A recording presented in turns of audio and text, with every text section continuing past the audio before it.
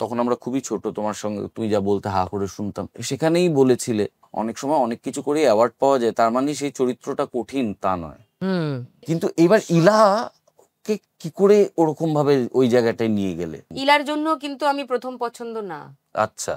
আমার জীবনের যতগুলো উল্লেখযোগ্য কাজ আছে সবই আমি রিপ্লেসমেন্ট অ্যাক্টর হিসেবে পৌঁছেছি। আমাকে যখন ফোন করেন তখন আমার বাবা ভীষণ অসুস্থ, প্রায় ডেথ বেডে।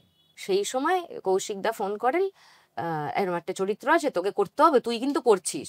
স্ক্রিপ্টটা যখন পাঠিয়েছে তখন আর আমি পড়ার অবস্থায় নেই, তখন আমার দিদি বিদেশে, আর ডাক্তার বলছেন যে is counting days, my father.